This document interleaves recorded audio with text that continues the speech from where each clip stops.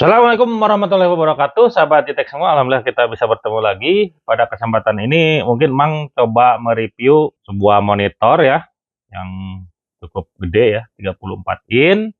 Ini ultra wide ya, ukuran pixelnya 3440 kali 1440 ya. Ini di atas 2K, di bawah 4K ya, sedikit nih. Untuk apa namanya resolusinya. Ini keluaran Philips ya. Ini keluaran Philips yang tipe 345E2AE-70 ya. Agak susah memang namanya. Ini kenapa Mang ngambil ini ya? Ini pasti banyak yang komen ya. Kenapa nggak ngambil Xiaomi yang 34 in ya, yang curve? Terus kenapa nggak ngambil ini ya? Nah, yang lain lah gitu. Nah, ini pertimbangannya. Yang pertama adalah kegunaan atau penggunaan dari monitor ini bukan untuk game ya. Kalau untuk game, pasti Mang ngambil tadi ya, Xiaomi yang curve 34 in, yang refresh rate-nya sudah 144 gitu ya. Karena harganya ya nggak beda jauh ya dengan ini, di harga kisaran 5 juta, 5 jutaan lah gitu ya. 4 sampai 5 jutaan. Terus pertimbangan kedua, ini karena panelnya IPS ya. Kalau yang Xiaomi kan PE, itu biasanya berpengaruh di pewarnaan nanti. Nah, termasuk ini juga yang jadi pertimbangan ya, sRGB-nya atau color gamutnya ya. Ini kan di atas 100 ya, kalau klaim si Philips-nya itu. Kalau yang Xiaomi itu sekitar 90-an lah, 99. Kalau ini udah 120 sRGB. Jadi kalau untuk edit, ini akan sangat bermanfaat ya. Nah, kalau untuk game ya sebenarnya warna nggak terlalu jadi pertimbangan. Biasanya refresh rate itu jadi pertimbangan. Terus ya pertimbangan yang ketiga ya harga ya. Ini pertama kali rilis itu harganya di 7 jutaan, sekarang udah harganya di 5 juta, kurang sedikit ya kemarin emang dapatnya ya. Walaupun ada beberapa toko yang memang ngejual lebih murah lah dari itu. Nah, itu beberapa pertimbangan yang emang ambil, walaupun ini keluarannya tahun 2021 ya. Kalau nggak salah ini release date-nya itu tahun 2021. Nah, sekarang kenapa Abang ambil? Karena tadi ya penggunaannya untuk edit ya, editing video. Untuk produktif lah intinya, bukan untuk game. Nah, kita lihat dulu spesifikasi yang ada di dusnya ya. Pertama ini ultra wide 21:9. Ini nanti panjang banget lah gitu ya. Tadi ukurannya WQHD ya, 3440 1440. Udah support multi view, nanti kita coba ya. Terus ya ini walaupun dibilang good for gaming juga, sebenarnya refresh rate-nya kecil nih, cuma 75 ya Hz. Jadi jauh lah kalau dibanding yang Xiaomi yang curve itu. Cuman karena ada pertimbangan lain ya Mbak Aming ini. Terus bisa height adjustment gitu ya. Ada juga built-in speaker sama ultra wide color nih. Udah HDMI juga ada dua nih ya. Satu DP. Nanti kita lihat. Oke, coba bahas spesifikasinya ya. Spesifikasi dari monitor ini. Oke, ini kalau lihat dari spesifikasi yang dari website resminya, yang pertama inputnya itu ada 3 ya. DisplayPort 1, HDMI 2. Nanti kita lihat ya. Terus sync inputnya itu bisa sport sync, jadi berpisah gitu ya. Nanti kita coba juga. Jadi 2 PC itu bisa jadi satu monitor ya katanya ya. Ini kita lihat nanti. Terus ada audio in out. Oke, ini ada jacknya ya. Untuk masuk dan untuk keluar ya ke headset. Terus panelnya ya tadi 34 in, rasionya 21:9. Backlight tipenya itu WLED sistem ya. Brightness-nya ini cuman masih kecil nih, 250 nits ya. Kalau yang lain kan di 300-an biasanya ya. Terus NTSC-nya tadi galar gamutnya NTSC-nya 106,8% ya. sRGB 120. Nah, ini jika dibanding dengan beberapa monitor yang lain ini tinggi ya, tertinggi ya. Terus kontras rasionya itu 1000:1. Terus respon time-nya ada di 4 millisecond. Walaupun nanti tidak digunakan juga mungkin untuk edit-edit. View angle-nya itu ada di 178 vertikal maupun horizontal. Terus maksimum resolusi ya ini ya tadi. Ya hampir 4K ya, tapi ya 3000K-an lah mungkin lah kalau ada ukurannya ya gitu. Karena lumayan tinggi pixelnya dengan 75 Hz ya. Selanjutnya ada anti glare, ada juga speaker, nanti kita bisa lihat. Language-nya ini bisa dirubah-rubah, ada beberapa nanti juga kita lihat. Nanti ada multi view ya, PIP dan PBP, nanti kita coba. Terus head adjustment ini bisa sampai 10 cm ya, atau 100 mili. Tilt-nya itu bisa sampai minus 20 ya. Jadi ngedongak itu 20. Terus nunduknya itu bisa minus 5. Terus kalau konsumsi wattnya, jika lagi nyala ini cukup hemat ya, di 26 watt. Tapi kalau kita standby ini 0,5 watt. Beratnya di 5,6 nih ya, kalau monitor doang.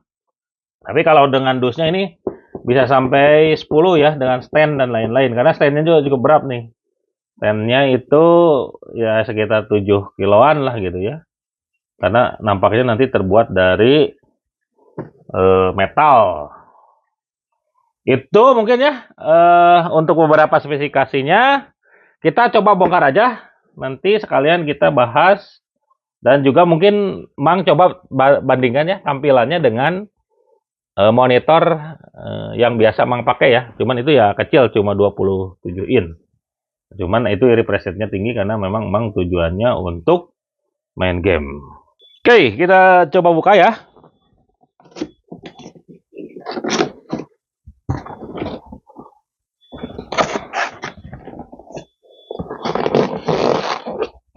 Oke, ini yang kita dapat ya. Pertama adapter.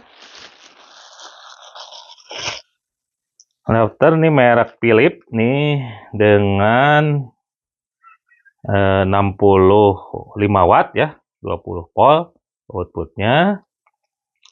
Ini ya. Colokannya seperti ini nih. Apa namanya? Input yang masuknya ya. Nah, nanti nyambung di sini nih. Dapat juga kita kabel nih. Nah, kabel ini masuk ke sini. Nah, ini ya. Masuk sini. Oke, itu yang kita dapat ya. 65 watt, 20 volt. Untuk powernya, adapternya dapat juga kabel HDMI.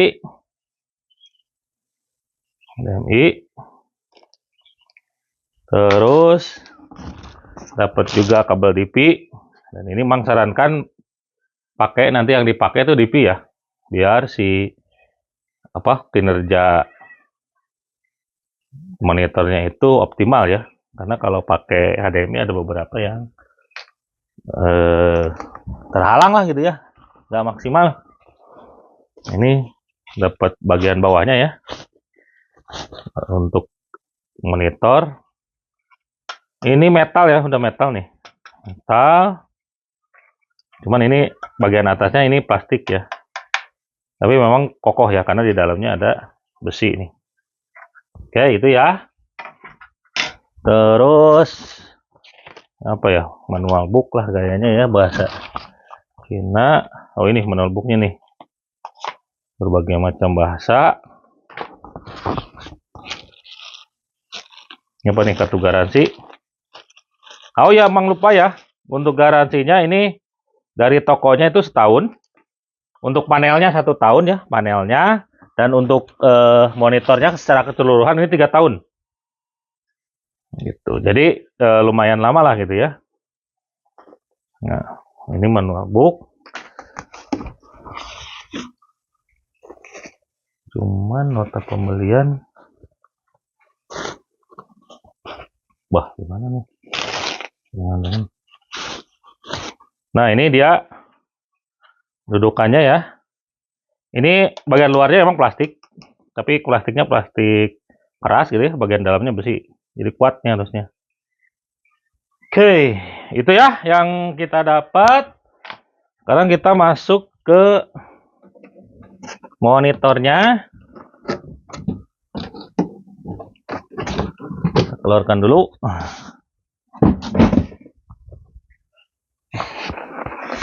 Ini dia monitornya. Nah, oke, kita buka ya. Oke, ini dia ya monitornya. Ya, lumayan lega lah.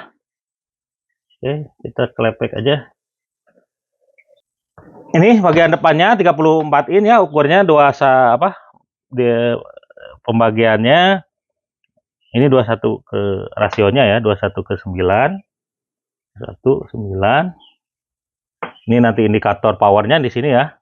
Ada merah. Kita coba bahas tadi ya yang Emang bilang. Nah, ini dia speaker ini ya. 3 watt ya. Ada 2 nih, 1 2 ini ya. Nah, ini speaker. Terus ini tombol power, nyalain dan lain-lain ini ya. Untuk menu juga di sini. Sudah joystick. Nah, ini dia ya. Sama untuk masuk power, HDMI 1, HDMI 2. Ini DP, ini input ya. Dan ini untuk output. Keluar nih jacknya. Oke, biar kelihatan kita nyalain aja ya. Kita coba nyalain. Oke, ini ya. Untuk pasangnya ini ada pengunci ya. Nah, ini kalau mau nyabut kita pijit gini. Tapi untuk pasangnya ini masuk dulu ya. Nih. Yang 2 ini harus ngunci dulu ke sini nih masuk ya. Nah, gini. Nah, karena itu kalau udah seperti ini udah ngunci nih. Tinggal kita masukin dudukan ini nih.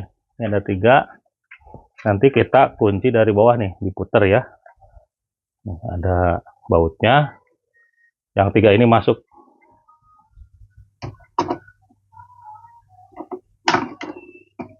Nah, kita kunci ya.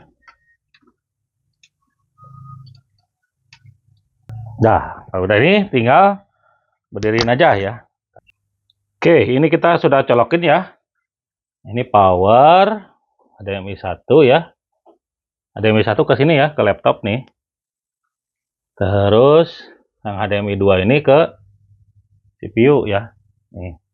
Kita coba yang multi view-nya ya nanti. Sambil dijelasin menu-menunya ya. Menu-menu yang ada gitu. Kita coba juga nanti kualitas audionya ya. Oke. Oke, kita nyalakan ya. Nih, tombol joysticknya ya. Nyalakan. Ini udah nyala ya. Nyala. Nah, ini udah ada tampilan ya. Ini tadi udah dinyalakan. Ini udah ada tampilan ya. Nanti. Nah, ini ya. Nah, dia ngecek input. Inputnya ada 3 ya, DisplayPort, HDMI, dan ini ya, tadi sudah. Nah, ini language ya, kita pilih bahasa Inggris saja. Ini kayak tampaknya harus, harus sambil nyala nih ya, nggak tahu nih, kita coba. Kalau mau keluar ini, oke, kita harus coba nyalakan ya. Kalau pengen lihat ini, nampaknya harus sambil nyala. Oke, ini tadi ya untuk input kita tinggal ini ada switch di sini ya, emang ini. Nah, ini kalau kita klik ke sini ya, ke arah sini, ini nanti keluar settingannya ya, ada smart response ya, terus low blue ini bisa di on off nih. Ini nanti kalau kita nyalakan ini jadi agak kuning ya warnanya. Nah, ini kalau nyala nih agak kuning ya. Kita matiin aja. Oke. Nah, ini untuk input ya. HDMI 2 memang pakai ya dari PC. Terus untuk picture ini ada pilihan ya. Ada smart image, brightness, contrast, sharpness dan lain-lain. Ini tinggal disesuaikan ya sesuai kebutuhan. Nah, ini untuk yang tadi Emang bilang ya, coba kita nyalakan ya. Ini katanya bisa 2 tampilan.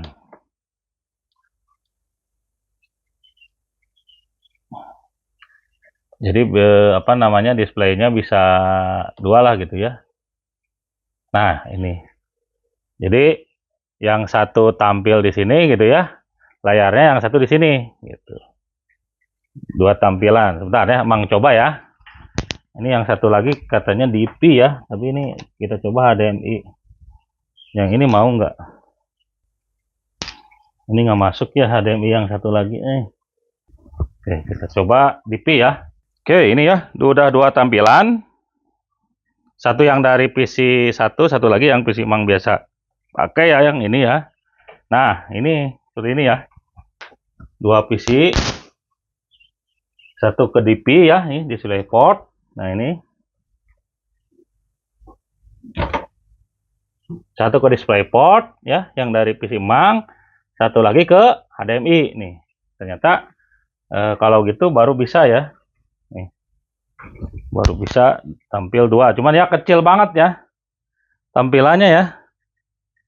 Kecil ya. Jadi ini banyak yang kosong nih, ini kosong gitu. Untuk menu itu ya, tampilan menu itu. Oke, kita coba lihat tampilan menu yang lainnya. Ya. Nih PBP input ya. Coba PIP gimana sih maksudnya? Kita lihat. Oh, kalau PIP gini ya. Jadi yang HDMI-nya itu gede, yang layar satunya lagi kecil nih. Itu dari dua CPU tadi ya. Ini CPU yang pertama, yang satu, ini yang kedua ya, seperti itu. Oke, lanjut. Itu kalau pakai mode tadi ya. PWP, PBE, dan ini bisa disesuaikan ya. PIP size-nya misalkan ada large gitu, ada middle ya. Kita coba middle ya. Nah, ini agak gini, agak apa namanya ya, agak ngegedean lah. Nah, ini juga nggak gede sedikit sih, tapi nggak apa namanya, nggak terlalu banyak berubah. Nah, ini posisinya juga bisa dipindah ya, bisa di top left gitu. Kalau nggak bottom right, ini ya, pindah ke kanan, bawah, atau di sini nanti ya. Atau coba kalau swap nih masuknya apa ya? Oh, ditukar ya. Ditukar, jadi yang intinya yang PC 2, yang kecilnya PC 1 ya. Kalau swap tadi. Itu untuk yang ini ya, tuh smart side juga terserah ya. Ini bisa panel side jadi seluruhnya atau 1:1 ya. 1:1 itu. Ini kita matiin. Atau bisa juga aspek ya. Oke, kita coba lihat menu yang lain ya. Nah, ini. Menu ke audio ya. Tadi bisa diatur, bisa volumenya standalone atau di mute ya. Dan ini dari DisplayPort dia ngambilnya ya. Oke, untuk color tadi bisa color temperatur ya, bisa juga sRGB nih. Ini mangga disesuaikan, atau bisa juga user define nih, apa diatur sama kita ya. Red, green, blue-nya. Tapi kalau yang ini emang seneng yang sRGB nih. Jadi itemnya itu lebih pekat ya. Nah, disesuaikan aja lah sesuai kebutuhan atau sesuai selera ya. Ada language, ada OSD setting ya. Di setting sama setup lainnya ya, resolusi notification dan lain-lain gitu, termasuk reset.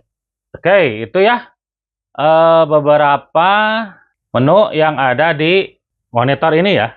Oke, kita sekarang bandingkan dengan monitor yang biasa Mang pakai ya sehari-hari ya. Bedanya apa nih? Karena yang Mang pakai itu yang PE layarnya ya. Kalau ini ya IPS.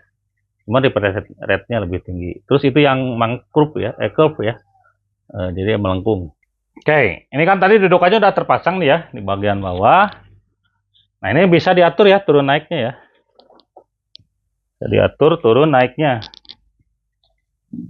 Ini bisa turun sampai 10 sentian katanya ya.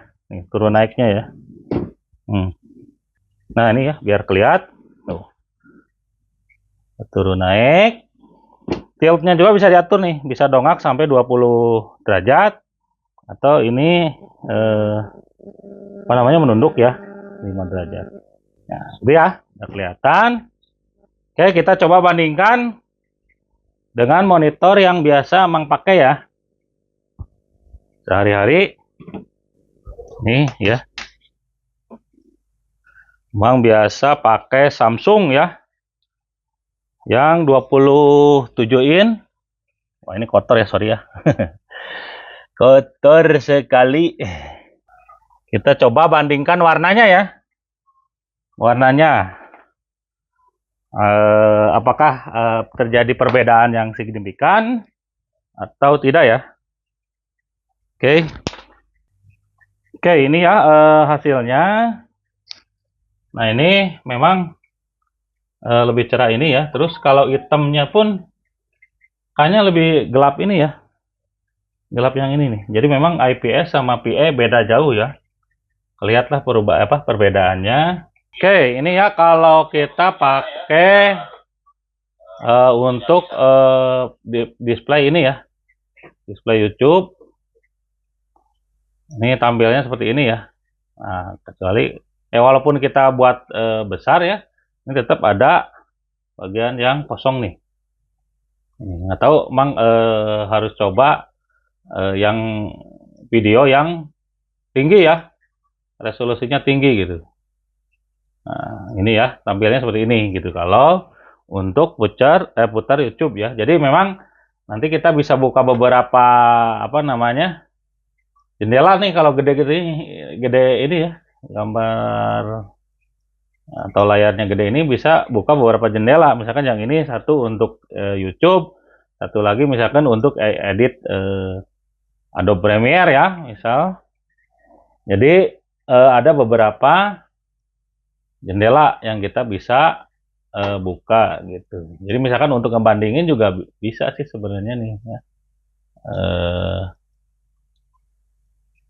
Sama hasilnya atau gimana gitu ya. Ini kelebihannya kalau ultra wide itu seperti ini gitu ya. Jadi kita bisa buka beberapa layar, atau apalagi kalau mau menyandingkan data ya. Menyandingkan data ini enak banget nih. Misalkan data yang A di sini, data yang B di sini gitu. Jadi nanti nggak perlu bolak-balik buka file gitu ya. Kalau ini tinggal disandingin antara file A dengan file B gitu. Nah, ini juga kalau lagi ngedit kita bisa buka dua layar gitu ya sekaligus kalau memang diperlukan gitu. Itu kelebihan dari yang 34 ini nih gitu ya. 34 ini nih atau ultrawide ini kita bisa atur, terus ya gambarnya juga hasilnya lebih gede ya. Lebih detailnya lebih kelihatan lagi, apalagi nih pixel cukup tinggi. Nah, untuk audio juga lumayan ya. Nih coba Mang coba play ya. Nah, kita lakukan underpop. Nah, caranya adalah sebagai berikut ya. Di sini ada dua speaker ya, satu. Kan ada dua speaker nih ya. Kita download. Satu di sini sebelah, satu di sebelah kanan, satu di kiri. Download ya. Emang ini ada download ya. Nah, kalau bisa diatur di sini juga nih. Ya silakan aja ya, tinggal dicari di Google, ini gratis, tinggal kita pakai ya. Nah, pakai ini nanti kalau pemakaian tinggi gitu, ini suhu dan frekuensi pun akan tinggi. Kita coba ya tadi ya, game ya. Gitu kita lihat kenaikan suhunya di MSI ya. Kalau menurut Mang ya lumayan lah gitu ya, lumayan, suaranya juga kencang lah gitu kalau untuk sendiri gitu. Itu ya perbandingan atau kelebihannya kalau layar lebar ya, lebar dari monitor ini gitu. Jadi bisa sambil kerja, bisa juga sambil buka YouTube dan atau terutama kalau bandingin data ya, enak banget nih. Data A, data B kita tidak buka tutup file ya. Terus tulisannya pun gede-gede. Itu ya hasilnya ya. Oke, itu jadi kesimpulannya ya. Tadi kalau menurut Mang sih cukup worth it ya, cukup layak gitu untuk dimiliki karena harganya yang pertama murah ya. 5 juta kita sudah dapat layar yang IPS, ultra wide gitu ya. Walaupun ada Xiaomi ya yang curve, cuman itu layarnya masih PA ya. Masih PA, jadi secara color kalau untuk editing atau untuk produktif sih nggak terlalu bagus gitu ya. Kualitas gambarnya ini walaupun hasilnya ini kecil cuma 75 Hz gitu. Tapi kan nggak terlalu dipakai juga kalau memang untuk editing ya, untuk editing video, foto dan lain-lain. Itu yang pertama, harganya relatif murah karena udah turun jauh ya. Yang pertama 7 juta, sekarang di 5 jutaan. Yang kedua adalah layarnya lebar, ini bisa dipakai dua ya. Jadi satu untuk editing, misalkan satu untuk YouTube atau apa gitu ya. Jadi nyaman lah, cukup leluasa dipakai walaupun tadi ya secara gambar ini nampaknya nggak terlalu, ini contoh